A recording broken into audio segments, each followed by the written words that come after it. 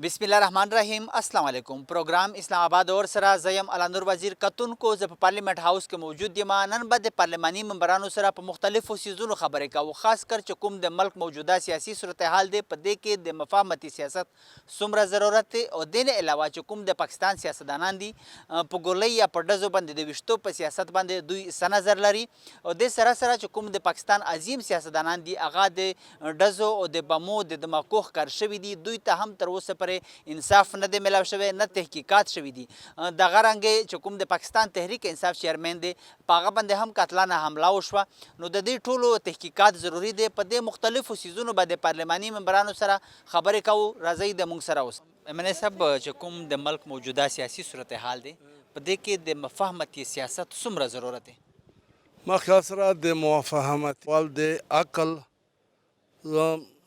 ضروري دی چې عقل وي او بل ورته شرط دا دی چې څوک په نشه کې نه وي نو چې عقل یې نه وي او په نشه کې وي د سره موافهمت هېڅ صورت نه جوړېدی شي او دا د موافهمتي سیاست یعنی یو جز هم نه دی که نه نو مفاهمتي سیاست اعلی کرامت دی او ښه دی چې هلته چې کوم دی که نه ذي عقل وي اور نشایان وي پاکستانی چکم سیاستدانان دي په مرمۍ یا په ډزو باندې د ویشتو په سیاست باندې تاسو څه نظر لرئ ما خیال سره دا خو ما پر غندنه کړې وه خو غندنه مې هم کړې وه ورسره سره مې دا خبره هم کړې وه چې ډرامه ده ما خیال سره په دې باندې گفتگو واضح کول د ډرامه ده د پاکستان چکم عظیم سیاستدانان دي هغه د مرمۍ د ډزو ښکار شوي دي او ورسره د بمونو چې کومې دماکې دي د هغې هم ښکار شوي دي نه تحقیقات شوی دی نه تر اوسه پرې ورته انصاف ملو شوی دی ولې او د پاکستان تحریک انصاف چیرمن عمران خان باندې هم قتلانه حمله وشوه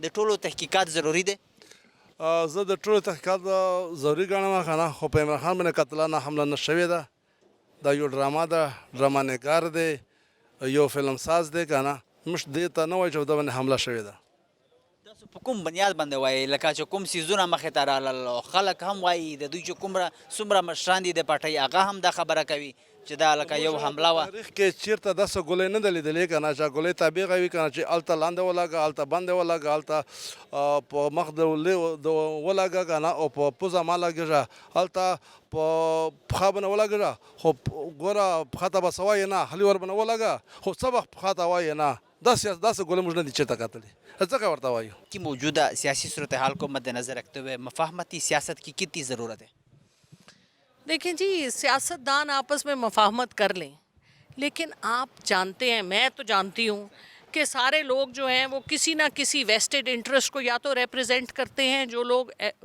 جن کو آپ اور ہم سیاستدان کہتے ہیں زیادہ تر یا پھر وہ کسی کے سلیپر سیلز ہیں تو ان کی اپنی آواز تو ہے نہیں اور نہ ہی معذرت کے ساتھ وہ پاکستان کے عوام کی عکاسی کرتے ہیں پاکستان کی عوام تو وہ غریب ریڑھی والا ہے وہ غریب لیبرر ہے وہ عورت ہے جس کے 7 بچے ہیں وہ غریب آدمی ہے جس نے کل سوسائڈ کی اپنے 2 بچوں کو لے کے یہ پاکستان کی عوام ہے ان کو کون ریپریزنٹ کر رہا ہے آپ کے سیاستدان جن کے بڑے بڑے محل ہیں سرے محل ہے سوئس بینکس بھرے ہوئے ہیں وہ جو ایون فیلڈ اپارٹمنٹس میں رہتے ہیں کیا وہ پاکستانیوں کی عکاسی کرتے نہیں کرتے اس لیے مفاہمت تو یہ NRO 1 NRO 2 چارٹر آف ڈیموکریسی یہ سب کچھ تو آ چکا ہے اس کا کیا نتیجہ ہے پاکستان اتنا امیر ملک 75 سال کے بعد جس جگہ پہ اس وقت موجود ہے اور آپ کے اس وقت کے پرائم منسٹر پوری دنیا میں پاکستان کا پٹرول جہاز لے کے پھر رہے ہیں ہر جگہ مزے کر رہے ہیں 74 ان کے منسٹر ہیں کوئی پوچھنے والا ہے کوئی پوچھنے والا نہیں اگر وہ جن لوگوں کے ساتھ ڈیل کر کے آئے ہیں وہ خوش ہیں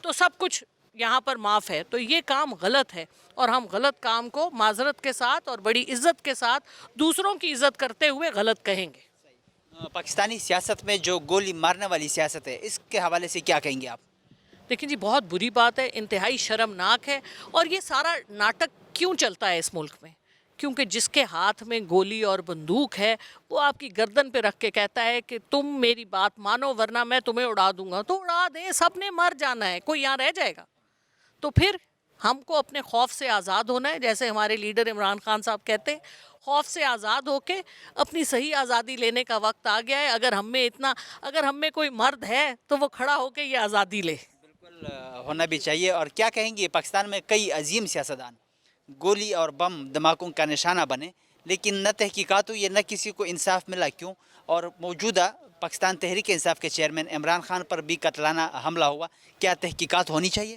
بالکل ہونی چاہیے. ہم تو مانگ رہے ہیں نا. خان صاحب نے 4 نکاتی اپنا ایجنڈا دیا ہے کل کی پریس کانفرنس میں، جس میں انہوں نے کہا ہے کہ اعظم سواتی صاحب کے ساتھ جو ہوا ہے، خان صاحب کے اوپر جو قاتلانہ حملہ ہوا ہے سائفر کے حوالے سے، یہ چاروں چیزیں انویسٹیگیٹ ہونی چاہیے کہ یہ کیوں ہو رہی ہیں اور اس کا کون جواب دہ ہے، کون ذمہ وار ہے. تو یہ جواب ہمیں چاہیے. جب تک یہ ملک اپنا اور اس ملک کے چلانے والے اپنا احتساب نہیں کریں گے، جب تک یہ ملک ترقی نہیں کر سکتا. کئی عرصے سے جو سیاستدان ٹارگٹ ہو رہے ہیں تو ان چیز کو بند کر دینا چاہیے، جتنا ہونا تھا بس. ایسے تھوڑی طاقت کی گیم ہے ساری، اتنی آسانی سے تو کوئی نہیں چھوڑے گا. چھیننی پڑے گی تو ہی ملے گی، ورنہ نہیں ملنے والی. جیتنے کے لیے کیا کرنا چاہیے عوام کو، اور آپ لوگ کیا کردار ادا کر رہے ہیں، کیا کردار ادا کریں گے؟ کہ جی میں تو آپ مردوں سے ایکسپیکٹ کر رہی ہوں آپ لوگ کچھ کریں. میں تو خاتون ہوں، میں لگی ہوئی ہوں، تو آپ بھی لگیں ساتھ، تو انشاءاللہ لے کے رہیں گے آزادی. آپ لوگوں کی جو آواز ہے وہ عوام تک پہنچا رہے ہیں، ہماری یہ ڈیوٹی ہے، یہ ذمہ داری ہے. بہت اچھی بات ہے، تو کرتے رہیں. ہم بھی لگے ہوئے ہیں انشاءاللہ. مولانا صاحب، د ملک چې کوم موجوده سیاسي صورتحال دی د دې مطابق مفاهمتي سیاست څومره ضروری دی، څومره تاسو ضروری ګڼئ چې دا مفاهمتي سیاست وشي؟ نن سبا خو حالات داسې دی چې زه وایم چې دا حکومت هم دی پرېږدي، ځکه ملک کې چې کوم صورتحال دی دا انتهایی ګمبیر حالت جوړ شوی دی. دې سره زموږ اکانمي هم تباه و برباد شو، بربادېږي. زموږ سټاک ایکسچینج کینی او هغه سیلاب زدگانو هغې هم امداد ونه شو، د هغې مداوا ونه شو، د هغې په هغه زخمونو باندې مرهم پټکې نه ښودل شو. او دلته صورتحال دا انتهایی ګمبیر دی. او زه اوس پنډۍ نه رالم، تقریبا 2.5 غنټې 3 غنټو کې زه دلته راورسېدم. صورتحال دا دی. او دې حالاتو کې سیاسي استحکام دا د ملک دپاره که څوک د ملک سره محبت ساتي او د دې عوامو دپاره دا انتهایی ضروري دی، فرض عین دی. او په ټولو باندې دا لازمه ده، که هغه پی ټی آی دی، که هغه مسلم لیگ دی. پی ټی آی والو ته هم زه ووایم چې دا کوم انتشار تاسو جوړ کړی دا پرېږدئ، د ملک دپاره پرېږدئ. او مسلم لیگ والو ته هم وایم چې تاسو ضد پرېږدئ، مذاکرات وکئ، کښېنئ. او که تاسو یو بل سره خبرې نه کوئ او کښېناستئ نه شئ، نو دا جماعت اسلامي ته حواله کړئ او حل صرف جماعت اسلامي دی. پاکستانی چې کوم سیاستدانان دي دوی ته چې کوم د مرمۍ یا په چې کوم په ډزو باندې د ویشتو چې کوم سیاست دی، په دې حواله سره ستاسو څه خیالات دي، څه نظر لرئ؟ مطلب چې کوم سیاستدانان دي لکه هغه د ډزو یا د مرمۍ چې کوم ویشتو معاملات دي په هغې ښکار کېږي بار بار، نو په دې حواله سره ستاسو خیالات څه دي؟ دا خو که څوک دا کار کوي دا خو دهشتګردي ده. دا خو نه دی پکار، دا خو خپل دښمن سره هم نه د اسلحه راوچتول پاکستان کې دننه. دا زما خیال دی دا هلاکت دی د هغه پارټۍ دپاره هم او د ملک دپاره هم. نو د دې خو موږ زبردست مذمت کوو. او البته دا دی چې کوم وزیر آباد کې شوی دی د هغې مذمت هم موږ کړی دی. او حکومت چیف جسټس ته هم وینا کړې ده چې ته یو دغه جوړې کا، انکوایري ټیم جوړې کا او تاسو د دې دغه وکئ چې دا څه صورتحال چا کړی دی که نه جي. نو دې کې دا چې دی که نه جي د دې مخنیوی پکار دی. که مخنیوی ونه شو بیا وروستو هم سیاسي استحکام دلته نه راځي. یو حکومت به هم مستحکم بني، دا به 10,000 20,000 هر یو پارټي پیدا کولی شي او چې راوځي او بیا په هغې باندې دماکي کېږي، بیا ډزې کېږي او خلق زخمیان کېږي او بیا کارکنان چې دی مشتعل کېږي. نو دا د دې ملک تباهي ده. پاکستان کې عظیم سیاستدانان چې د مرمۍ د ډزو او ورسره د بم د ماکو ښکار شوي دي، نه تحقیقات تر اوسه پرې شوی دی، نه ورته انصاف ملاو شوی دی. ولې؟ او د پاکستان تحریک انصاف چیئرمین عمران خان باندې هم قتلانه حمله وشوه، او تاسو غواړئ چې تحقیقات وشي؟ بالکل تحقیقات پکار دی. دا ګوره خان لیاقت علي خان ووژل شو، سید مودودي باندې حمله وشوې او سن 63 کې. او هغې نه پس چې دی نو د ټولو نمبروار بېنظیر بوټو داسې نور لیډران راواله په هغې باندې دا حملې شوي دي.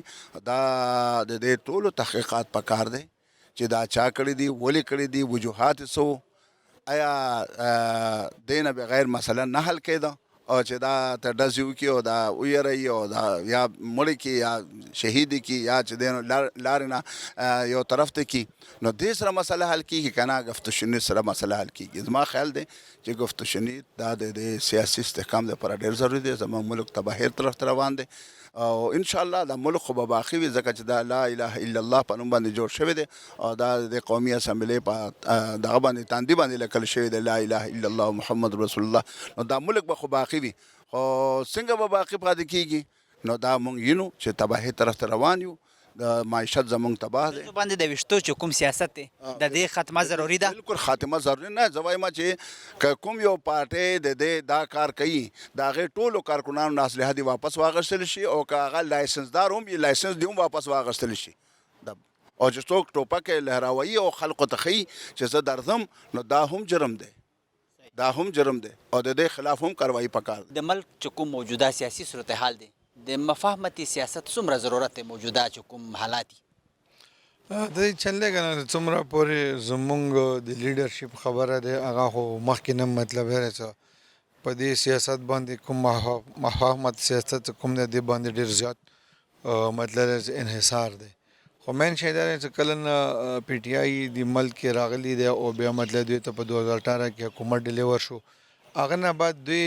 مطلب دی چې داسې خاص سیاست ونه کړلو زمونږ لیډرشپ خو اوس هم دې ته تیار دی خو د هغوی طرف نه څه ریسپانس نه راځي نه هغوی چې کوم سیاست کوي بلکې دې ته خو سیاست نه شي ویلی دا خو نه جمهوریت کې داسې چېرته شوي دي او نه به وشي دوی خو که څومره وګورې ته په دې ملک کې کرکټر وایز وکسي سیاست یې ډسټرب کړلو او نور باندې په کوم لیول باندې وکسي یا د لا وایلیشن وکسي دوی بالکل وایلیشن کوي نو جمهوریت کې خو مطلب هر څه په جرګې هر څه په مطلب په خبرو په اترو باندې کېږي هغه ته دوی راضي نه دي نو ځکه کله راضي نه زور زمي نه زور خپلې لارې دي هغه دوی مطلب خپله ګوري نو الله د مخکې خیر څه نظر ګڼئ تاسو چې پاکستان چې کوم سیاستدانان دي د مرمۍ سیاست چې کوم روان دی دې ته په کوم نظر ګورئ ستاسو خیالات څه دي زه خو دا یم چې پاکستان کې خو د مرمۍ سیاست کوم نه د قتلي خان نه شروع شوی او بیا هغه کې مطلب زمونږ بیبي شهیده شوله او ورسره داسې نور سیاستدان ټایم ټو ټایم مطلب چې ډېر د ټارګټ کلینګ شکار شوي دي نو دا زمونږ مطلب چې تھرډ ورډ کې دا ډرټي سیاست وي دا ګنده سیاست وي نو دا مطلب اګنور کوی نشي په کار خو دا چې سټیټ ذمه داري دی ادارو ذمه داري دی چې هغه سیاسي خلکو ته تحفظ ویر کړي خو بیا مطلب بدقسمتۍ سره کله کله چې واقع وشي چې هغه باندې مونږ ته بالکل هم افسوس دی خو زه دا یم چې کله دومره پرایم منسټر پاکستان پاتې شوی دی خان او ورسره 200 نه زیات ورسره سکیورټي ګارډ ورسره دي او خپل مطلب سکیورټي افیسر ورسره دی او که بیا هم داسې واقعیات کېږي نه په کار دا دی چې اول تپوس د دې سکیورټي وله نه وشي او بیا هغه نه علاوه پنجاب کې د دې خپل حکومت ته په کار د پنجاب حکومت نه تپوس وشي چېرې ولې داسې ورسره وشو په کار دا دی جمهوري لیاره دی او په دې کې مطلب دی چې پروټیسټ د هر چا مطلب دی چې حق جوړېږي نو په کار دا دی چې دا که چېرته اسلام آباد کې داسې شي و نه دي نه به بل څه ایشو جوړېده خو ته په پنجاب کې شوي دی په کار پنجاب حکومت مطلب دی چې دا وفا کم او په کار زمونږ چې کوم عدالتونه دي دا مطلب لایټ ورنخلي په کار دې باندې ښه مضبوط ایکشن واخلي پاکستان کې عظیم سیاستدانان چې کوم دي هغه د مرمۍ هم د بمونو هم ښکار شوي دي خو تر اوسه پرې هغوی ته هم انصاف نه دی میلاو شوی موجوده چې کوم د پاکستان تحریک انصاف چیرمن دی چې کومه په هغه باندې قاتلانه حمله هم وشوه تحقیقات یې وکړی شي چې کوم دوی مطالبه کوي یا چې کوم تحقیقات مطلب ضروري دي په یو څیز کې داسې تحقیقات یې وشي نو تحقیقات خو ډېر ضروري دی خو خان هم مطلب څه مسټیک کوي یا د هغه پارټۍ څه کوم خلک د هغه مسټیک یا مسټیک داسې کېږي چې خان مطلب څه دې ټایم چې کوم اقتدار کې کم خلک دي یا وفاق حکومت کې دي یا زموږ ادارې کم مشران دي د خان سوچ فکر دا دی چې زه ډایرکټ مطلب هغوی باندې اف آی آر کټ کړم خو دا غلطه طریقه دی د سټیټ څومره ذمه دار خلک دي هغه هېڅکله نه غواړي چې هغه مطلب عوام ته یا یو لیډرشپ ته نقصان ورسیږي دا دریم لاس دی دریم لاس لپاره پکار دی دا ټول په یو پیج باندې شي او خو بھرپور طریقې سره دې کې مطلب ایکشن واخلي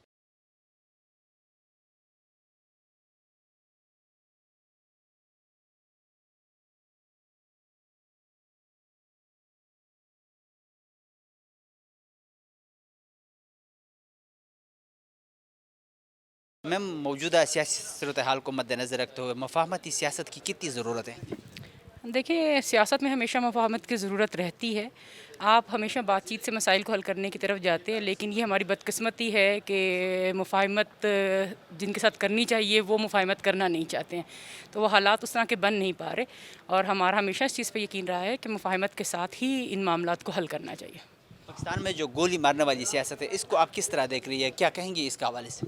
دیکھیں, گولی مارنا بھی ایک تشدد ہے, اس کے علاوہ بھی اور بھی طرح کے تشدد ہوتے ہیں. آپ کسی کو ذہنی تشدد بھی دیتے ہیں جو کہ آپ نے سیاست میں دیکھا کہ مسلسل ہو رہا ہے. ہم ہر قسم کے تشدد کی جو ہے بھرپور مذمت کرتے ہیں اور اس طرح سے نہیں ہونا چاہیے. پاکستان میں کئی عظیم سیاستدان گولی اور بم دھماکوں کا نشانہ بنے, ابھی تک کسی کو بھی انصاف نہیں ملا, کیوں؟ اور کیا پاکستان تحریک انصاف کے چیئرمین عمران خان پہ جو قتلانہ حملہ ہوا ہے تحقیقات ہونی چاہیے؟ یہ تحقیقات ضرور ہونی چاہیے. آپ نے دیکھا کہ ہم نے بہت اپنے لیڈران جو ہیں وہ کھوئے ہیں اور ہماری اپنی جماعت پہ جس طرح سے حملے ہوتے رہے, اللہ کے کرم سے ہمارے لیڈران محفوظ رہے, لیکن ہم نے اپنے بہت سارے جو ہیں ورکر جو ہے اس دھماکے کے اندر کھو دیے. بات یہ ہے کہ عمران خان صاحب کے اوپر جو حملہ ہوا ہے اس کی مکمل طور پہ تحقیقات ہونی چاہیے اور لازمی ہونی چاہیے, کیونکہ اگر یا تو ان پہ گولی چلائی گئی ہے تو وہ بھی ہم اس کی مذمت کرتے ہیں, لیکن اگر وہ ایک ڈرامہ کریٹ کر رہے ہیں تو ہم اس کی بھی بھرپور مذمت کرتے ہیں. اور ان دونوں صورتحال کے نتائج جو ہیں وہ بڑے خطرناک ہیں اور اس پہ مکمل طور پہ جو ہے نا تحقیقات ہونی چاہیے. د پاکستان چې کوم موجوده سیاسي صورتحال دی د مفاهمتي سیاست څومره ضرورت دی؟ بسم الله الرحمن الرحیم.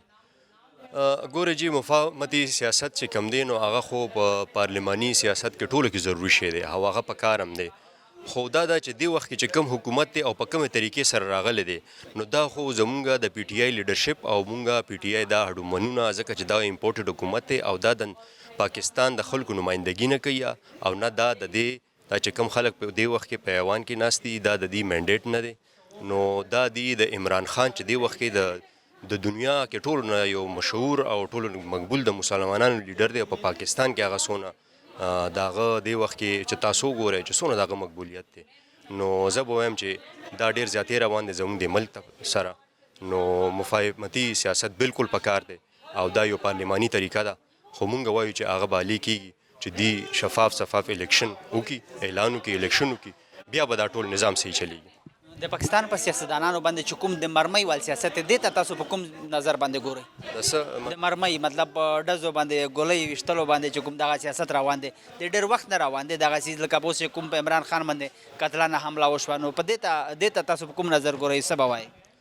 نو بس دا خو ګوره جي, دا زمونږ د ملک سیاست چې کوم دی نو هغه دې حد ته راورسېدو او دا په کار نه ده چې زمونږ د ملک دا څیزونه کېږي, ځکه چې زه بیا دا خبره کوم چې پاکستان کو تاسو وګورئ نو په هغه جمهوري ملکونو کې دی چې زمونږ د ملک ډېر څه شوي دي. مونږ صرف دا نه چې اټمي طاقت یو, زمونږ کو تاسو وګورئ نو په ټوله دنیا کې زمونږ د خلک چې څونه قابلیت دی زمونږ په دې خلکو کې, نو هر ځای کې هغوی کامیاب دي او د پاکستان نوم روشن کوي. نو او زمونږ په خپل ملک کې چې کم دی نو دا سیاسي صورتحال چې کم دی نو دا ډېر خراب شوی دی او مونږ هم دغه وایو چې دی هم دغه علاج دی چې څونه هم دی کې دلته کې دا مسایل دي چې دی باندې صحیح شفاف الیکشن وشي او په دې ټولو خبرو باندې چې څونه, نو دا زه نه یم چې دا بالکل په عمران خان باندې چې کوم دغه شوی دی اټیک شوی دی د هغې خو مونږ کوو مذمت, خو ډېر زیاتې شوی دی, خو د دې نه مخکې چې کوم شوي دي نو د هغې مونږ ډېر مذمت کوو او دا یو ډېر غلط دغه دی.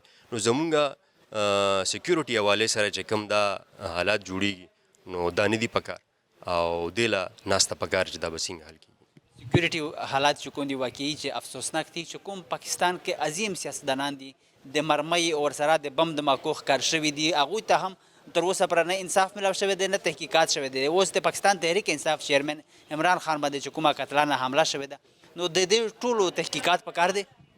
بالکل جی, ګوره تحقیقات خو په هر څیز کې ضروري دی, هغه صرف دا نه چې د پاکستان کې چې کوم ټولو کې مقبول ترین چې کوم لیډر دی صرف دا نه چې په هغه باندې چې څونه هم داسې قسمه که هغه سیاسي که غیر سیاسي کیسونه او زیات ظاهري خبره چې د دې کیس نوعیت داسې دی چې دې باندې دغه پکار دی, د تحقیقات پکار دی او ځکه دا څیزونه ډېر ضروري دي زموږ د ملک لپاره چې زموږ د ملک په مخ کې څنګه چلیږي, نو دا بس زما په خیال چې ډېر ضروری ده د ملک لپاره. میم, ملک کی جو موجودہ سیاسی صورتحال ہے اس میں مفاہمتی سیاست کی کتنی ضرورت ہے؟ آپ کے سوال کے اندر یہ آپ کا جواب ہے. مجھے بتا دیں اس ملک میں اس وقت ملک جس دورائے پہ کھڑا ہے معاشی اعتبار کو تو سائڈ پہ رکھنے دیں, میں پولیٹیکل جو انتشار پیدا ہو گیا ہے اس کو کول ڈاؤن کرنے کے لیے میرے خیال سے مفاہمت کے ساتھ ایک ٹیبل پہ بیٹھ کے جب تک ہم بات نہیں کریں گے یہ آگ بڑھتی جائے گی، اور یہ آگ پاکستان کے شہریوں کو کے گھر پہ نہیں، یہ آپ کے اور میرے گھر پہ لگے گی۔ مجھے بتا دیں، آپ اپنے اور میرے بچوں کو جلتا ہوا نہیں دیکھ سکتے نا، تو خدا میں ان سے التجا ہی کر سکتی ہوں۔ بہت سے لوگ ان کو التجا کر رہے ہیں، لیکن پتہ نہیں وہ کس کی بات سنیں گے۔ آپ کو پچھلا دھرنا بھی یاد ہے، اے پی ایس کا واقعہ ہوا تھا، آج کا دھرنا بھی شروع ہوا، تو عمران خان صاحب ایکس پرائم منسٹر ہیں، ان کے اوپر یہ اچھا اقدام نہیں ہے۔ یہ میں کہتی ہوں میرا آپ کا بہت اختلاف ہوگا، میرا اپنی پارٹی سے بھی ہوگا، مجھے دوسری پارٹی سے بھی ہوگا، لیکن اس کا مقصد یہ نہیں ہے کہ آپ کسی کے باپ، کسی کے بیٹے، کسی کے میاں، کسی کے بھائی کو گولی مار کے آپ اس کو ختم کر دیں کہ جی ہاں جی آپ دنیا سے جائیں اس لیے کہ مجھے آپ کو پسند نہیں ہے۔ یہ چیز نہیں۔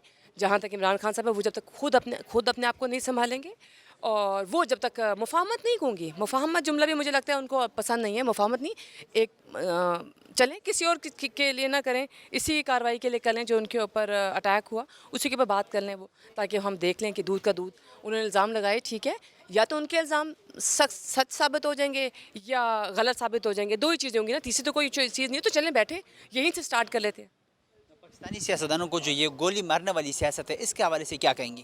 میں وہی تو کہہ رہی ہوں کہ لیڈر ایک دن میں نہیں بنتا، ٹھیک ہے، اور پاکستان کو لیڈروں کی بہت ضرورت ہے۔ عمران خان چیئر پرسن ہے پی ٹی آئی کا، عمران خان اس ایوان کے ایکس پرائم منسٹر ہیں، وہ اپنی پارٹی کا لیڈر ہے، تو میری پارٹی سے اس کا کوئی تعلق نہیں ہے، لیکن وہ اس پاکستان کا لیڈر ہے۔ پھر کہوں گی کہ پاکستان سے لیڈرشپ کو ڈرین ہونے سے بچانا ہے، یہ گولی کی سیاست نہیں۔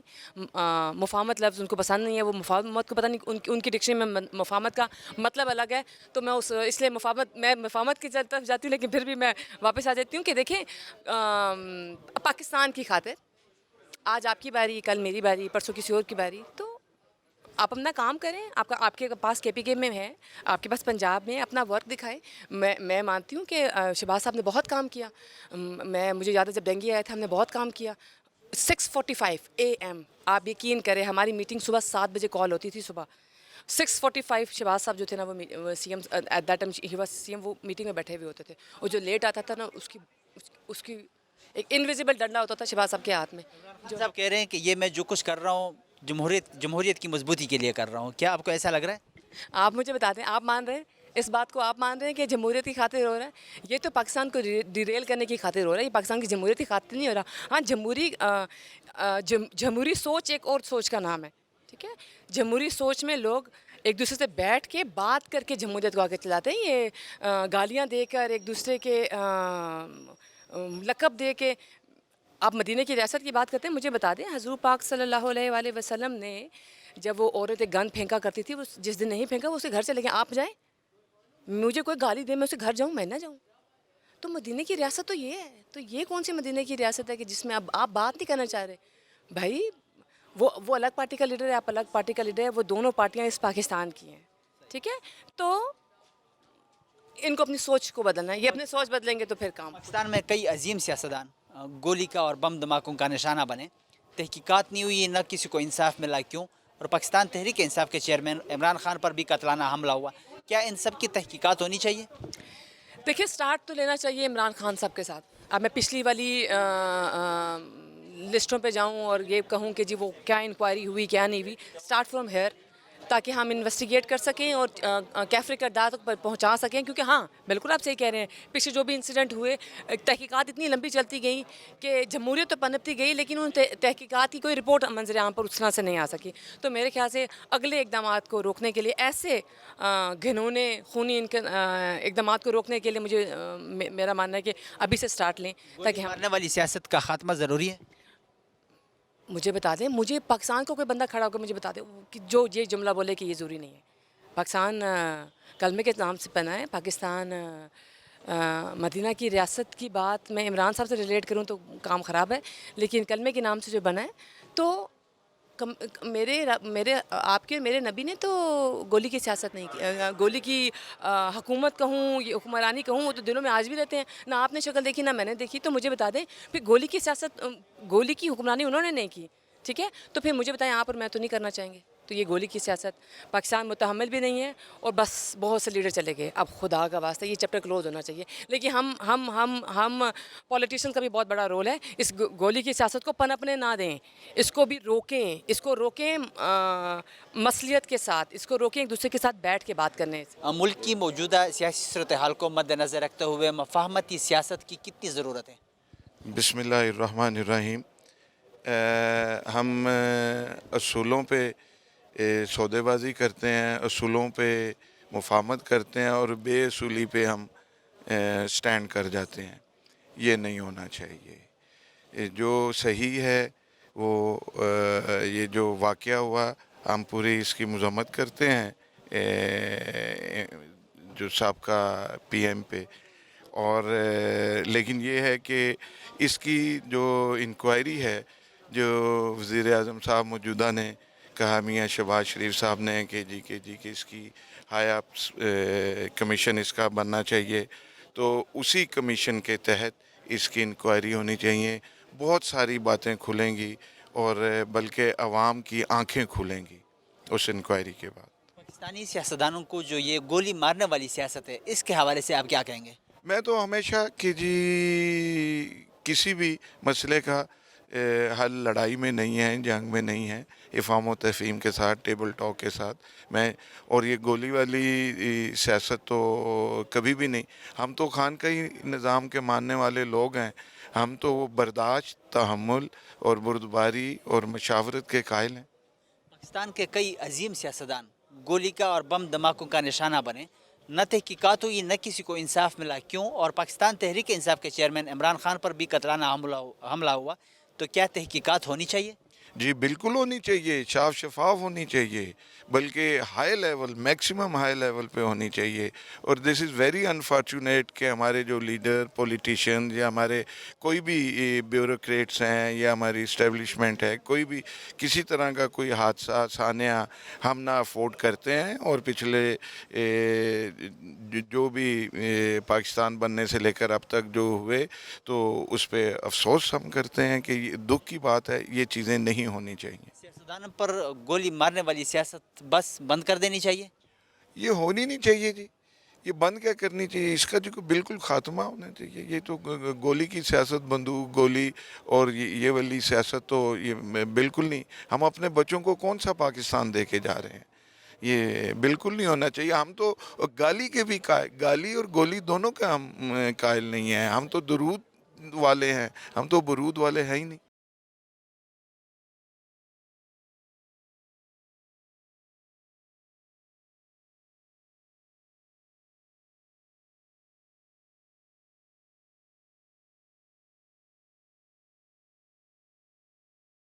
سیاسی صورتحال کو مد نظر رکھتے ہوئے مفاہمتی سیاست کی کتنی ضرورت ہے؟ دیکھیں, ہمیشہ ہم تو چاہتے ہیں مفاہمت ہو. مفاہمت ہوتی ہے مقاصد کو پیش نظر رکھ کے. اگر مقاصد پیش نظر نہ ہو اور محض مفاہمت ہو, جس طرح یہ 13-14 پارٹیوں نے کی ہے, تو تف ہے ان پارٹیوں کے اوپر جو ایک دوسرے کے گریبان میں ہاتھ ڈالتے رہے, ایک دوسرے کو غدار قرار دیتے رہے, ایک دوسرے کے پیٹ پھاڑتے رہے, سڑکوں پہ گھسیٹتے رہے, سوائے اپنی چوری بچانے کے لیے آج یہ مجتمع ہیں. ایسی مفاہمت تو وہ ہوتی ہے کہ مفاہمت نہ سکھا جبر ناروا سے ملے, میں سر بکف ہوں لڑا دے کسی بلا سے ملے. یہ مفاہمت نہیں ہے. مفاہمت مقاصد کے اوپر ہوتی ہے. اس ملک کو جہاں یہ گہرا ڈبو گئے ہیں, دیکھیں یہ ساری ہمیں جو بھی سیاست کی, اس میں لوگ ہم عام آدمی کو بھول جاتے ہیں جو غربت میں, افلاس میں, بے روزگاری کے اندر ان 6-6.5 مہینوں کے اندر بہت ہی نیچے چلا گیا ملک نا جی. یعنی ہمارے جیسے جو درمیانے طبقے سے اور نچلے درمیانے طبقے سے تعلق رکھنے والے لوگ ہیں, وہ بھی اس مہنگائی سے متاثر ہیں اور بے یقینی سے متاثر ہیں. سارا آپ کی انڈسٹری بند ہو گئی ہے, کاروبار سارے متاثر ہو رہے ہیں جعلی طریقے سے. یہ جو مفرور آدمی تھا اور مفرور آیا اور ایئرپورٹ سے سیدھا آگے سینٹ میں لینڈ کیا اور وزیر بن کے کابینہ میں چلا گیا. کوئی قانون کی عملداری ہے؟ کوئی کیا پاکستان میں کسی مفرور کو آپ یہ اجازت دیتے ہیں کہ وہ اس طرح کھلے بندوں پھرتا رہے؟ وہ مفرور 5 برس رہا ہے. وزیر اعظم کے طیارے پہ بھاگ کے گیا تھا, وزیر اعظم کے طیارے پہ وہ واپس آئے. اس ملک کے اندر قانون کی حکمرانی نہیں ہے, یہ جعلی حکمرانوں کا قانون چل رہا ہے. میں سیاستدانوں کو یہ جو گولی مارنے والی سیاست ہے, اس کو آپ کس طرح دیکھ رہے ہیں؟ بہت ہی نفرت سے دیکھتا ہوں اس بات کو, اور تاریخی طور پہ بھی میں یہ سمجھتا ہوں کہ یہ جو بھی قوتیں دیکھیں عمران خان اور اس سے پہلے جتنے واقعات ہو چکے ہیں ہم اس کو منطقی انجام تک پہنچائیں گے، کسی صورت میں بھی اس کو نہیں چھوڑیں گے کہ یہ گولیاں چلانے والے کون تھے، اس کے پس منظر میں وہ کون سی قوتیں ہیں کہ یہ ساری تھی. اس لیے کہ عمران خان کے لیے یہ نہیں ہے. انہوں نے متعدد دفعہ میڈیا پروگراموں کے اوپر بھی جلسوں میں اور پرٹیکولرلی 24 ستمبر کو انہوں نے یہ بات بالکل واضح کی تھی کہ یہ پلاننگ امپورٹڈ گورنمنٹ کی اور ان کے پشت پناہوں کی ہے جو میرے بارے میں منصوبہ بنا چکے ہیں قتل کرنے کا. پاکستان میں کئی عظیم سیاستدان گولی اور بم دھماکوں کا نشانہ بنے، نہ تحقیقات ہوئی، نہ کسی کو انصاف ملا. موجودہ بھی سابق وزیر اعظم عمران خان بھی قتلانہ حملہ ہوا جو کہ ابھی تک تحقیقات کشمکش میں، تحقیقات نہیں ہو رہی. تو کیا کہیں گے، تحقیقات سب کی ہونی چاہیے؟ میرا خیال ہے کہ بالکل تحقیقات ہونی چاہیے، بغیر تحقیقات کے کوئی چیز کو نہیں چھوڑنا چاہیے. آپ کو پتہ چلنا چاہیے کہ کیا ہوا ہے. جو ماضی کے بھی واقعات ہیں وہ بھی کوئی وقت لگے تو اس کی بھی تحقیق ہونی چاہیے. د ملک چې کوم موجوده سیاسي صورتحال دی په دې کې د مفاهمت سیاست څومره ضرورت دی؟ نو دې کې خو ضرورت ډیر زیات دی. دې ټایم کې چې مونږ یینو نو حالات ډیر خراب دي. څنګه چې امپورټډ حکومت راغلی دی په دې ملک باندې قابض شوی دی، نو د هغې د وجې نه ملک کې ډیر زیات صورتحال خراب دي. او څنګه چې مونږ اینو نن د اسلام آباد څه صورتحال هر طرف نه افراتفری ده، خلک بے چینه دی. دا خو نه ده چې ملک په دې طریقه چلیږي. نو دا حکومت له پکار ده دې وخت کې چې دا حالات د کنټرول کی او په یو ښه دغه منې کینی او یو ښه لای عمل ته کی چې عوام ته او ملک ته یو ښه میسج لاړ شي چې ملک په ترقۍ شي. دو دغسې حالات پیدا کول غواړي څنګه چې دو روان دي نو ملک ته او عوامو ته به څه ریلیف میلاو نه شي. پاکستاني سیاستدان چې کوم په ډزو باندې د ویشتو سیاست دی، په دې حواله سره ستاسو خیالات څه دي؟ نو دا خو یو ډیر خطرناک صورتحال روان دی. څنګه چې زمونږ چیرمین عمران خان صاحب باندې اٹیک شوی دی او څنګه هغه باندې قاتلانه حمله شوې ده، نو دا خو یو ډیر غلط تاثر زی. ځکه چې مونږ په دې ټایم کې اینو زمونږ ملک ډیر زیات په یو مشکلاتو کې دی. د هغې نه ټول نه مخکې مونږ چې سینکو نو زمونږ ملک معیشت، زمونږ د ملک بیروزګاري، زمونږ د ملک استحکام، زمونږ د ملک چین سکون هغه چرته دی؟ هغه مونږ نه اینو. ولې نه اینو چې هغه مونږ د دې حکمرانۍ د وجې نه مونږ نه اینو. څنګه چې دو په ملک باندې قابض شوي دي، دا طریقه نه بالکل غیر مناسب ده. او د دې په دای کې مونږ دا غواړو چې دا د ډزو سیاست دا نه دی پکار. ملک لپاره یو ښه سوچ او یو ښه سټریټجي پکار ده چې هغې کې ملک ترقي وکړي. که انکیس مونږ دغه شانتې د یو بل خلاف دغسې ودرېږو او مونږ دغه لارې اختیارو، نو دا د نه ملک دپاره ښه خبره ده او نه د قوم دپاره ښه خبره. نو دې ټایم کې قوم ته تکلیف دی. قوم دا غواړي چې شاف شفاف الیکشن وشي او دا د خان صاحب هم دا ډیمانډ دی. نو مونږ دا حکومت نه دا اپیل کوو چې الیکشن اناونس شي، نو ملک به یو ښه سمت ته لاړ شي. یو بل ته ودرول ملک ته هم نقصان دی، خلکو ته هم نقصان دی، سیاسي چې څومره پارټیانې دي هغې ته هم نقصان دی. بالکل جی بالکل. دا خو ټول ګوره دا د دې ملک خبره ده. دا دې ټایم کې ګوره سیاست کیږي په ملک په بیس باندې. نو ملک کې عوام څه غواړي؟ عوامو نمائندګي کاته غواړي، عوامو سوچ کاته غواړي، عوامو ته کاته غواړي، عوام څه غواړي؟ نو عوام دې ټایم کې هغه دا غواړي چې ګوره منګه الیکشن طرف ته تلو غواړو. تاسو ګوره عوام ټول په سړکونو دی، خان صاحب په سړک دی او داسې ملک نه ښه کیږي څنګه چې دا حکومت غواړي. حکومت له دا پکار ده چې په دې باندې لږ نظرثاني وکړي او خپل کوم طریقه کار دی دا دې لږ صحیح کړي. پاکستان کې ډېر عظیم عظیم لیډران چې کوم د ډزو ورسره د بمونو چې کومې دماکې دي د هغې ښکار شول، په حق ورسېدل، نو نه تحقیقات وشو نه ورته انصاف میلاو شو. پخوانی وزیر اعظم عمران خان هم باندې قتلانه حمله وشوه. نو تحقیقات ضروري دي، تحقیقات وشي. نو په دې باره کې خو زه دا ووایم چې ګوره 75 سال زمونږ د ملک وشو، ټیک ته. په 75 سال کې مونږ ښه لیډران مونږه وبیلل، ټیک ته. د هغې نه مونږ ته څه حاصل شو؟ زمونږ ملک نن په څه دغه باندې ولاړ دی؟ نن په عمران خان باندې چې هغه د دې ملک وزیر اعظم پاتې شوی دی او هغه سابقه وزیر اعظم و، نو هغه باندې هټیک کیږي. دا خو هغه دور نه دی که نه؟ اوس تاسو وګورئ دا خو 2022 ده. دنیا کوم ځای ته ورسېده؟ ملکونو څه ترقي کړې ده، په څه بیس کړې ده؟ مونږ له هغه سوچ پکار دی چې زمونږ ملک زمونږ قوم دا په یو ښه دغه باندې ښه سټیبل شي او زمونږ دنیا ته دا وښیو چې زمونږ ملک کې څومره پاپولرز ده. مونږ څومره پاپولر، مونږ یو باعزت قوم یو. او زمونږ د ملک دپاره زمونږ مشرانو قربانیانې ورکړي دي دا داسې نه دی حاصل شوی مونږ چې تاریخ لټو نو دی کې زمونږ مشرانو ډېر لوی قربانیانې دي نو مونږ هغې ته کاته غواړو مونږ خپل لیډرانو ته کاته غواړو نن مونږ په دې دغه باندې ولاړ یو چې کوم زمونږ دا سیسټم روان دی نو د دې نه دې مونږ لا لږ په سیټ تله پکار دي چې دا حالات کلیر نشي چې دا کوم مونږ ملک ته فایده نشته نقصان دی ورته بالکل جی دا نقصان دی دا یو ښه خبره نه ده ملک کی موجودہ سیاسی صورتحال کو مد نظر رکھتے ہوئے مفاہمتی سیاست کی کتنی ضرورت ہے؟ سیاست مفاہمت پر ہی ہونی چاہیے لیکن وہ مفاہمت پرسنل نہیں ہونی چاہیے، وہ قوم اور ملک کے مفاد میں ہونی چاہیے۔ میری تو التماس ہے سارے لوگوں سے، تمام پولیٹیکل جماعتوں کے جو صدور ہیں ان سے، پرائم منسٹر پاکستان سے، سب لوگوں سے کہ کوشش کریں کہ معاملات مل کے بیٹھ کے حل کر لیں۔ اگر ایک بندے نے ضد لگائی ہوئی ہے تو آپ چھوڑ دیں، یا اگر آپ نے لگائی ہوئی ہے تو مطلب اس لچک دیکھیں، مذاکرات کے بغیر کسی چیز کا کوئی پرامن حل نہیں ہوتا۔ جنگیں بھی ہوتی ہیں نا ملکوں کے درمیان تو اس کا آخری نتیجہ مذاکرات ہی ہوتے ہیں۔ کبھی نہیں ہوا کہ دونوں طرف سے توپیں اور گولیاں چل رہی ہوں اور پھر صلح ہو گئی ہو، ایسے نہیں ہوتا۔ یہ ہمارے پنڈ دیہاتوں میں جو ایون کہ قتل کے مقدمات بھی ہوتے ہیں، اینڈ پہ مذاکرات بھی بیس ہوتے ہیں ان کی صلح کے۔ تو ملک کے لیے اور قوم کے لیے، عوام کے لیے آج یہ جو حشر ہو رہا ہے یہاں پہ تماشا بن گیا پورے پاکستان کا، اور سب اپنی چھوٹی چھوٹی اناؤں کے لیے یہ باتیں کر رہے ہیں اور قیمتی جانیں ضائع ہو رہی ہیں۔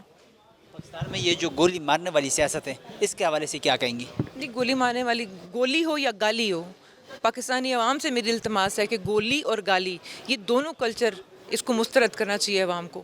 اور یہ اب یہ کوئی نئی بات نہیں ہے، تو بڑی پرانی بات ہے۔ لیاقت علی خان سے آپ شروع کریں، اس سے پہلے یہ بڑا ہی ایک دردناک قسم کی چیز ہے یہ، اور صرف سیاست میں نہیں ہے، یہ ہمارے پورے معاشرے میں ہے، کیونکہ امپیکٹ پڑتا ہے نا معاشرے کے اندر جو چیزیں ہو رہی ہوتی ہیں، پھر وہ آپ کے سیاسی لیڈران جو چیزیں کر رہے ہوتے ہیں اس چیز، اور اب میڈیا کا دور ہے آپ کو پتہ ہے، اور دور بھی اس قسم کا ظالم ہے کہ کوئی کنفرم بھی نہیں کرتا کہ یہ خبر سچی ہے یا جھوٹی، اس کو پھیلا دیا جاتا ہے۔ پاکستان کے کئی عظیم سیاستدان گولی اور بم دھماکوں کا نشانہ بنے، لیکن نہ ابھی تک کسی کو انصاف ملا، نہ تحقیقات ہوئی، کیوں؟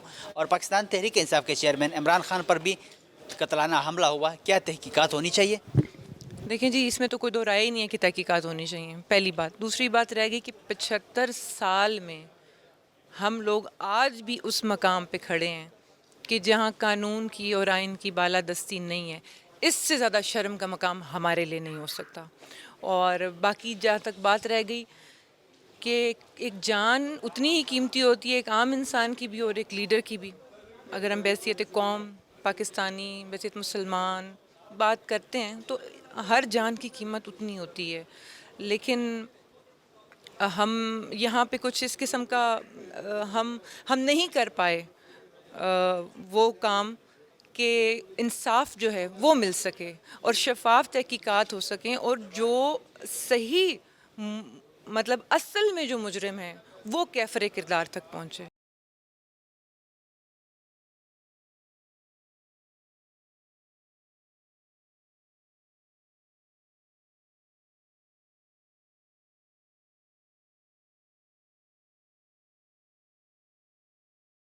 سیاست خو نوم د دې دی چې مفاهمت وي او یو جمهوریت وي، خو بدقسمتي ده چې تاسو ګورئ چې د تیر ګورنمنټ نه چې کم حکمرانان راغلي وو، نه هغوی په خپل حکومت وخت کې چا سره لاس ملاولو او نه اوس دي، او الټیمیټلی د دې خمیازه چې کم دا نقصان چې دی نو هغه یو غریب عوام ته وي، عوام ته مشکلات وي، څنګه چې تاسو ګورئ نو دا ملک بیا په ترقي نه ځي۔ نو زما خو په خپل هم ځانیم دا خیال دی او زموږ د پارټي موقف هم دی چې که تاسو سیاست کوئ نو سیاست خو هره پارټي کوي، بنیادي زه به وایم چې بنیادي نکات چې کوم دي هغه همدا دي چې عوام دپاره موږ ښېګړه وکړو، نو دا د عوام سره ښېګړه نه ده چې موږ یو بل سره کینوم نه، مفاهمت هم نه کوو، نو دا د هغوی خپله یو طریقه کار و چې هغوی سیټ کړي دي، او اوس تاسو ګورئ چې هغوی نقصان هم ټول عوام ته د هغې پارټي نه زیاته عوام په نقصان دی. داسې پکار نه ده او دا صورتحال زه وایم چې دا د ختمېدل پکار دي ځکه چې داسې سیسټم بیا جمود راشي او په مخ تللی نشي جي. پاکستاني چې کوم سیاستدانان دي چې کوم په ډزو باندې د ویشتو سیاست دی دې ته تاسو په کوم نظر ګورئ؟ بالکل دا خو ګوره تشدد دی او مونږ ګورم چې آلریډي زمونږ ملک اسې هم تشدد پسندي باندې بدنامه دی او اوس چې موجوده حکمرانان تاسو ګورئ چې هغوی رایفلې په لاس کې اخیستي دي او هغوی باقاعده وایي چې مونږ به داسې پر تشدد هغه کو واقعات کې اور ایک دوسرے کو للکارنے والی بات ہے. نو دا خو بالکل زه وایم چې ریټ آف د ګورنمنټ ډیر ضروری دی چې دغسې خلکو مخنیوي وشي. داسې نه ده پکار. پاکستان ډیر زیات عظیم سیاستدانان چې د دې د وجه نه په ډزو یا بم دماکو د وجه نه مطلب د دې دنیا نه تللی دي نه ورته انصاف ملاو شوی دی نه تحقیقات شوي دي. پخوانی وزیر اعظم عمران خان هم د چې کومه په هغه باندې قتلانه حمله وشوه نو د دې ټولو څیزونو تحقیقات پکار دی. جی بالکل تحقیقات پکار دي او اوس هم ګوري تاسو مطالبات هم دا د جوډیشل کمیشنز وی او مختلف کمیشنز دی جی آی ټي وغیرہ لګیا دي خو خبره هماغه ده چې څومره جسټس ډیلی کېږي نو اټ مینس چې هغه مخې ته نه راځي صورتحال. اور دا زموږ د ملک المیه ده ادارې دي په خپل ځي په خپل حدود کې د هغې یو تعین وکړي نو بیا به دا پاسبل وي. ملک کی موجودہ سیاست کو مد نظر رکھتے ہوئے مفاہمتی سیاست کی کتنی ضرورت ہے؟ میں اور میری پارٹی بلوچستان عوامی پارٹی ہمیشہ اسی حق میں رہی ہے کہ ہم سیاستدان مل کر مفاہمت کی سیاست کریں ورنہ میں یہی کہہ رہا ہوں کہ ہمیں پچھتانا پڑے گا. اور کہتے ہیں نا کہ پچھتاوے سے پہلے کہ ٹیبل ٹاکس کیا جائے کیونکہ بعد ازاں بھی آپ نے ٹیبل ٹاکس ہی کرنی ہے تو اس سے بہتر ہے کہ حالات اس قدر خراب ہوں کہ آپ کے پاس موقع ہی نہ ملے. تو میری یہی ہے تمام اپنے جتنے بھی میرے دوست ہیں یہاں پارلیمنٹیرین میں ان سے ہاتھ بند کر التجا کرتا ہوں کہ پلیز ملک کی خاطر آپ بیٹھیں اور آ کر جمہوریت کی خاطر کوئی نہ کوئی کسی نہ کسی چیز پر مفاہمت کر لیں اور اس ملک کی بھلائی ہوگی کوئی کسی نتیجے پر پہنچے. پاکستان میں سیاستدانوں کو یہ جو گولی مارنے والی سیاست ہے اس کو آپ کس طرح دیکھ رہے ہیں کیا کہیں گے؟ یہ بہت بڑی خطرناک ہے. یہ اتنی خطرناک ہے کہ آپ اس کو اگنور نہیں کر سکتے. آج اگر عمران خان صاحب پر حملہ ہوا ہے تو حکومتی جتنے بھی ہمارے ہیں تو ان کو خوشی نہیں منانی چاہیے. اسی طرح سے جیسے پچھلی دفعہ ہمارے نون لیگ کے دوستوں کے اوپر فائرنگ ہوئی احسان اقبال وغیرہ تو اس ٹائم بھی میں نے کہا تھا کہ اس ٹائم جو موجودہ حکومت تھی تو کہ ان کو خوشی نہیں منانا چاہیے. یہ پھر ہر کسی پر آنا ہے اور اس طرح سے پاکستان عدم استحکام کا شکار ہوگا. کیونکہ سیاستدانوں پر اگر دیکھیں ایک سیاستدان نہیں ہوتا اگر اتنی بڑی وہ کروڑوں ووٹروں کا ایک پسندیدہ ہوتا ہے. اگر ایک چلے آپ یہ دیکھیں کہ اگر کسی بھی ایک ایم پی اے پر بھی حملہ ہوتا ہے تو وہ اپنی کانسٹیٹیوشن کے 8 لاکھ لوگوں کا منتخب نمائندہ ہوتا ہے تو وہ صرف اس پر نہیں وہ 8 لاکھ لوگوں پر فائرنگ کی جاتی ہے. تو اس لیے میرا تو ہمیشہ یہی رہا ہے کہ اس چیز کی ہم پرزور مذمت کریں چاہے وہ اپوزیشن کے کسی کے اوپر ہو چاہے حکومتی یا کسی بھی سیاستدان کے اوپر. پاکستان میں کئی عظیم لیڈرز جو کہ گولی اور بم دھماکوں کا نشانہ بنے نہ تحقیقات ہوئی نہ انصاف ملا کیوں اور پاکستان تحریک انصاف کے چیئرمین عمران خان پر جو قتلانہ حملہ ہوا کیا تحقیقات ہونی چاہیے؟ جی اس میں تو کوئی دو راہ نہیں ہے. میں تو کہتا ہوں کہ تمام جتنے بھی پچھلے کیسز ہیں ان پر بھی تحقیقات ہونی چاہیے اور عمران خان صاحب ہمارے لیے قابل احترام ہیں ان کے اوپر بھی ہوا ہے تو لازمی تحقیقات.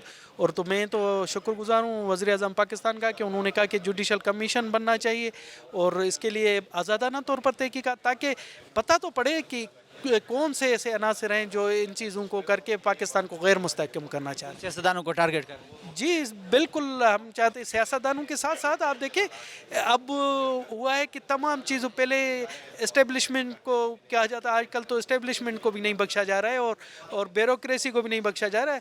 ہر کسی کے ساتھ اب مجھے یہ سمجھ میں نہیں آ رہا ہے کہ اب کون سے پہلے سیاستدان الزام لگاتے تھے اسٹیبلشمنٹ پر اب اسٹیبلشمنٹ کے ساتھ بھی ہاتھ ہو رہا ہے تو اب ہم کس پر الزام لگائیں کہ یہ کون کر رہا ہے کیونکہ اس ٹائم اسٹیبلشمنٹ بھی بیچاری مظلوم بنی ہوئی ہے. دیکھیں مفاہمت کی سیاست یا سیاست آئین کے مطابق ہر کسی کا اپنا طریقہ ہے. کوئی مولا جٹ والی پولیٹکس کرتا ہے کوئی مفاہمت والی پولیٹکس کرتا ہے. وہ اس میں کوئی وہ نہیں ہے کہ آپ پروٹیسٹ کریں. ایک سیاسی کارکن جو ہے وہ پروٹیسٹ کو کبھی بھی برا نہیں سمجھتا. اگر آپ عوام کے حقوق کے لیے لینے کے لیے نکلیں اور آپ پروٹیسٹ کریں تو وہ آپ کا حق ہے. لیکن اس وقت جو مہازارائی الگ اور ملک میں ایک اتنی نازک سچویشن سے گزر رہا ہے جس میں سیاسی استحکام، جس کی خود جو ہماری پی ٹی آئی ہے جو اس وقت ناراض جماعت ہے، وہ سیاسی استحکام کی بات کرتی ہے اور وہ کہتی ہے کہ الیکشن سے سیاسی استحکام آئے گا. الیکشن سے ضرور سیاسی استحکام آئے گا، لیکن اس سیاسی استحکام کے حاصلات کے لیے اگر آپ سیاسی استحکام کو داؤ پر لگا رہے ہیں لانگ مارچز کے ذریعے اور ایک ٹکراؤ والی سیاست کے ذریعے، تو وہ میں نہیں سمجھتی کہ وہ مناسب ہے. اور اس وقت ہمیں ضرورت ہے کہ ہم جو ڈیمانڈز خان صاحب کی ہیں وہ ان دونوں ڈیمانڈز کا جواب آئین میں لکھا ہوا ہے. وی شوڈ گو بائی دا بک. آئین میں الیکشن کے طور طریقے لکھے ہوئے ہیں، کب ہونا ہے، کیسے ہونا ہے، کون کرائے گا. اور آئین میں اپوائنٹمنٹس اور ایکسٹینشنز کے بھی پروویژنز قانون اور آئین میں ہیں. تو یو گو بائی دا بک. اور آپ آ کے انسٹیڈ کہ آپ 2 گھنٹے تقریر کر کے آپ ایک ایسی سچویشن کریٹ کریں جہاں پر ٹینشن میں اضافہ ہو. آلریڈی لوگ پریشان ہیں، ان کو پتہ نہیں ہے کہ دن کو جو کمائیں گے وہ اتنا ہو سکے گا کہ ان کا پیٹ بھرے. بلز اتنے ہو گئے ہیں، مہنگائی ہے اور اتنے سارے ایشوز ہیں. تو اس ماحول میں آپ اور لوگوں کو پریشان نہ کریں.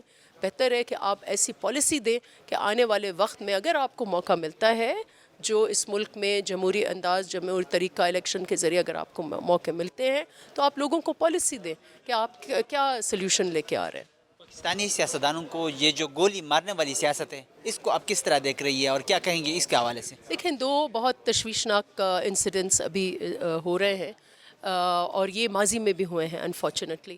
ایک خان صاحب کی ریلی پر جو گولی لگی ہے یہ بالکل قابل مذمت ہے. جتنی مذمت کی جائے وہ کم ہے. سیاسی کارکن جو ہے وہ میں یہ سمجھتی ہوں بحیثیت پولیٹیشین کہ کسی بھی پولیٹیکل ایکٹیویٹی پر حملہ پالیٹکس پر حملہ ہے. تو یہ اور دوسرا جو اعظم سواتی کی جو پرائیویسی ہے، گھر کی پرائیویسی ہے، اس کو پامال کیا گیا ہے. جس طریقے سے ان کی وائولیشن کی گئی ہے ان کی ڈگنیٹی کو، اس کو بھی میں قابل مذمت سمجھتی ہوں اور میں چاہتی ہوں کہ اس کے اوپر تحقیق ہو. لیکن یہ جو اعظم سواتی والا جو انسیڈنٹ ہے، یہ اس کو ایک ڈائمنشن پچھلی دور حکومت میں ایک ڈائمنشن دی گئی. یہ اپنی جگہ یہ وجہ ہے کہ ماضی میں بھی جماعتیں اس قسم کے انفارچونیٹلی جو ایتھیکل دائرے سے نکل کر ایک دوسرے کو وہ بلیک میل تھرو ویڈیو ٹیپس، تھرو آڈیو ٹیپس کرتی رہی ہیں. لیکن ایک جو نیا ڈائمنشن اس میں ہم نے دیکھا وہ خان صاحب کی اپنی ہائیبرڈ حکومت میں دیکھا. اور اس وقت جو یہ ہوا ہے یہ اسی کا تسلسل ہے جو روایتیں انہوں نے قائم کی ہیں. اس وقت بھی قابل مذمت تھا، اس وقت بھی قابل مذمت ہے.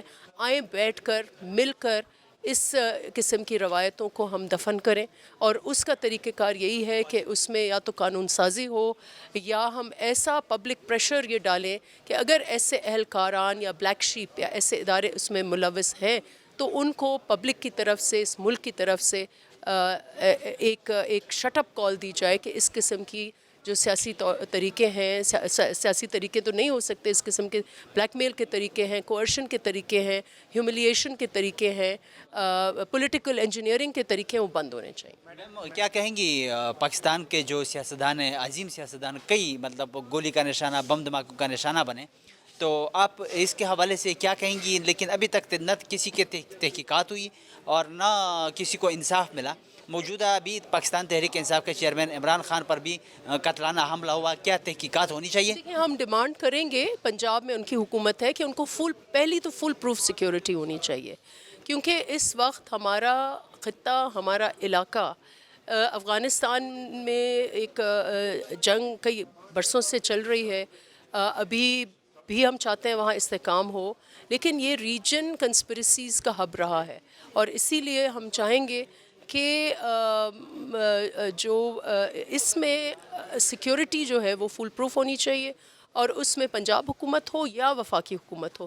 جہاں تک پولیٹیشن ایک لیڈر بنتے بنتے آپ کو دہائیاں لگتی ہیں. ہم نے 2 لیڈر اپنے گنوائے ہیں، ایک شہید ذوالفقار علی بھٹو اور ایک شہید بیوی. ہم کہیں بھی نہیں, کسی بھی جماعت میں نہیں چاہیں گے کہ کسی سیاسی لیڈر کو کوئی نقصان ہو. ہمارے لیے سیاسی لیڈرز پریشس ہیں, لیکن سیاسی لیڈرز کو بھی ایسی روایات نہ وہ بنائیں جس سے اور ماحول خراب ہو, ڈیسٹیبلائزیشن ہو. بہرکیف یہ جو حملہ ہوا ہے اس میں ہم چاہیں گے کہ فل پروف سیکیورٹی ہو, ناٹ جسٹ فار عمران خان لیکن ہر پولیٹیشین, ہر جماعت کا لیڈر, ہر جماعت کا کارکن اور ہر پولیٹیکل ایکٹیویٹی میں سیکیورٹی فل پروف ہونی. کتونکو د پارلماني ممبرانو چې کومې تفصیلي خبرې وې هغه تاسو واورېدې. دوی دا و چې کوم موجوده صورتحال دی په دې کې د مفاهمتي سیاست چې کوم دی د هغې ډېر زیات ضرورت دی. د هغې د وجې نه به ملک ته هم فایده وي. د دې سره چې کوم د ډزو سیاست دی ټولو یې غندنه هم وکړه, مذمت یې هم وکړو, او دې سره دوی دا هم و چې څومره واقعیات شوي دي هغه کا موجوده کوم د پاکستان تحریک انصاف چیرمن عمران خان باندې چې کومه قاتلانه حمله ده د هغې سره د ټولو د تحقیقات هم وشي. د دې سره زموږ د دې پروګرام وخت سرته رسي. د بل پروګرام دپاره زموږ سره اوسئ. الله پامان.